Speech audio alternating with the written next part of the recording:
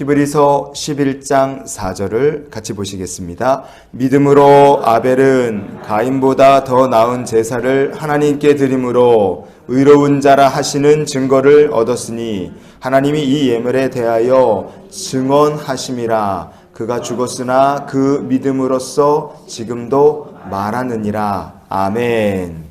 아벨은 하나님을 꼭 만나기를 소망하는 마음으로 하나님께 나아갔고, 그래서 하나님께서 아벨의 제사를 기쁨으로 받아주셨습니다. 그러나 하나님께서 가인의 제사와 그 제물을 전혀 기쁨으로 받아주지 않으셨어요. 왜냐? 가인은 하나님 앞에서 이런 사람이었기 때문에 그렇습니다. 요한 1서 3장 12절 말씀을 같이 보시겠습니다. 가인같이 하지 말라. 그는 악한 자에게 속하여 그 아우를 죽였으니. 아멘. 가인이 아벨을 죽였기 때문에 악인이고 살인자가 된 것이냐? 그렇지 않습니다. 가인은 하나님 앞에서 이미 악한 자로 살고 있었어요. 하나님 없는 삶을 그는 이미 충분히 살고 있었습니다. 그래서 그의 삶에는 하나님께 향한 순종이라는 것이 없습니다. 그래서 결국에 그는 동생 아벨까지 죽이게 된 것이고, 성경은 그런 가인의 성품을 우리에게 이렇게 또 얘기해 줍니다. 창세기 4장 9절을 보시면 여호와께서 가인에게 이르시되 내 아우 아벨이 어디 있느냐? 그가 이르되 내가 알지 못하나이다. 내가 내 아우를 지키는 자니까. 가인이 이렇게 얘기합니다. 하나님께서 네 아우가 어디 있느냐 물어보셨을 때는 이미 가인이 자기 동생을 때려 죽인 상태였어요. 그러나 가인은 하나님께 내가 내 아우 지키는 사람입니까? 뻔뻔하게 거짓말을 늘어놨습니다. 가인은 순종이라는 것은 아예 찾아볼 수 없고 오히려 하나님을 속이려 들었던 사람이었습니다. 그래서 가인의 삶은 이러한 삶이었어요. 히브리서 12장의 24절, 25절을 우리가 읽어보시겠습니다. 새 언약의 중보자이신 예수와 및 아벨의 피보다 더 나은 것을 말하는 뿌린 피니라.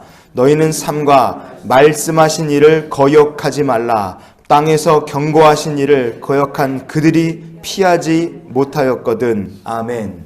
여러분, 이 말씀을 보시면 24절에 아벨의 이야기가 나오죠.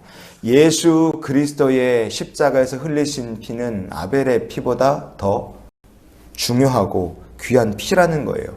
왜냐? 예수님께서는 그 어떤 상황, 그 어떤 조건 속에서도 말씀하시는 하나님 아버지의 뜻에 늘 순종하셨기 때문에 그렇습니다.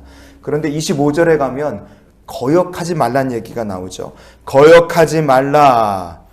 땅에서 경고하신 일을 거역한 그들이 피하지 못하였거든 그랬어요. 24절에 아벨의 이름이 나오기 때문에 이것은 명시적으로는 누구를 가리키는 말이겠습니까?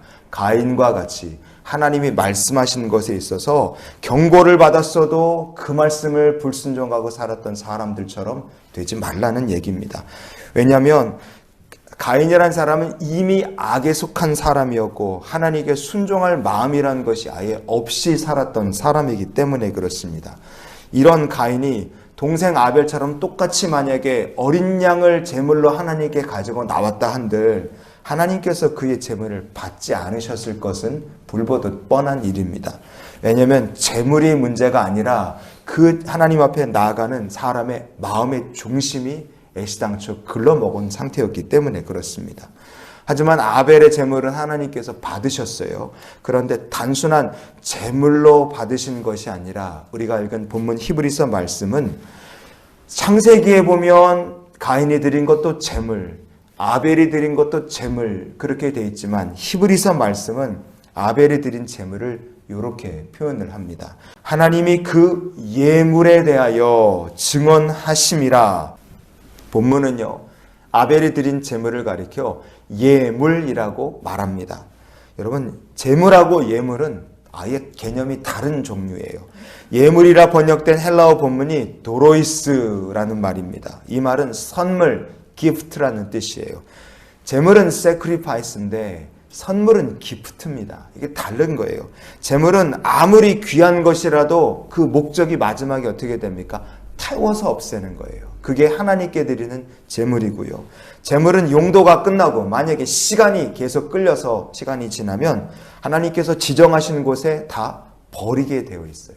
그게 제물입니다. 하지만 선물은 달라요. 아무리 하찮은 것이라 할지라도 받는 사람이 이거는 나에게 소중한 선물이다, 그렇게 생각하면요, 이게 버리지 않고 영원히 보관해 두는 게 그게 선물입니다. 어떤 선물이 그런 선물이겠습니까? 바로 인격적인 관계 속에서 주고 받은 선물이에요. 실반지 하나라도 그게 남편이 준 거고 그게 아내가 준 거면 버릴 수 없는 것과 똑같아요. 예물이기 때문에 그렇습니다.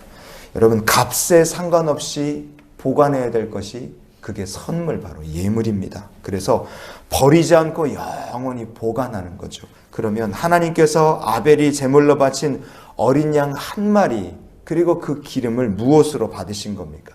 예물로 받으신 거예요. 그래서 아벨이 죽었음에도 불구하고 그가 드린 예물, 그 하나님께 드린 선물은요, 하나님께서 믿음으로써 지금도 말을 하고 있다고 히브리서가 얘기를 하는 겁니다. 하나님께서 아벨의 어린 양 제사를 영원히 하나님의 마음속에 보관하셨다는 뜻입니다. 받으신 거예요. 여러분, 아벨의 어린 양 한 마리 제물이 왜 하나님께서 영원토록 증거하시고 증언하시는 예물이 될 수 있었느냐? 그것은 아벨이 바로 하나님께 속한 자, 하나님을 만나기를 사모하는 자, 하나님께 믿음으로 나아가 섬긴 사람이었기 때문에 그렇습니다. 그래서 우리의 예배도 믿음으로 아벨처럼 하나님 만나기를 소망하고 하나님께 속한 자고 하나님을 정말로 신실하게 섬기는 우리의 모든 예배와 삶을 하나님께서 오늘도 예물로 받아주시는 줄 믿습니다. 그래서 성도의 예배와 성도의 기도와 언행심사를 하나님께서 행위책에 기록하시는 줄 믿습니다. 그래서 이런 기도 제목으로 우리가 오늘을 살았으면 좋겠어요. 오늘도 제 삶이 하나님께서 받으실 예물이 되게 하여 주시옵소서. 우리는 제물로 하나님께 드려지는 사람이 아니라 우리의 삶은 하나님께서 받으실 영원한 예물이 되는 줄 믿습니다.